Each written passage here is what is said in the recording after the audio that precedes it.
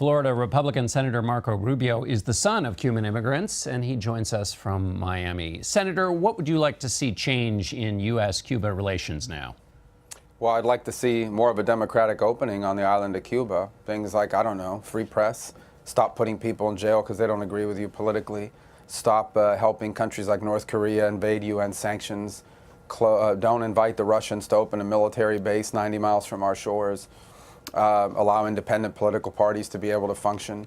You know, the kinds of things that you find in virtually every country in the Western Hemisphere except Cuba and now increasingly Venezuela. That's what I'd like to see, and I'd like to see our foreign policy geared towards accelerating that.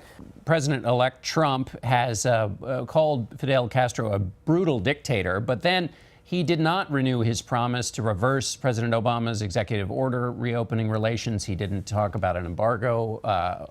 So was that a sufficient response by your lights? Yeah, it's no different than the one I put out. Look, I think what we need to do is understand our number one obligation is to act in the national interest of the United States of America. I believe it is in our national interest to see democracy take hold on the island of Cuba. And so we should examine our foreign policy, including all the changes that President Obama made, in that lens and through that lens. But examine why not just reverse?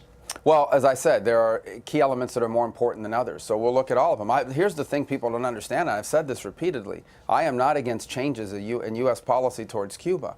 I just want to make sure that those changes are reciprocal, that they're reciprocated by the Cuban government. That was not part of what President Obama did. And I want to make sure that they are the kinds of things that help create a pathway towards democracy in Cuba. Because while Fidel Castro was 90 years old, his brother's 85.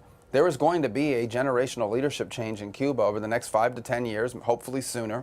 And we need to ensure that our foreign policy towards Cuba incentivizes and makes it easier for there to be a democratic transition. That's how I would examine our foreign policy towards Cuba. Why is this such an important issue for Americans who may not know about the history of American-Cuban relations in the Cold War?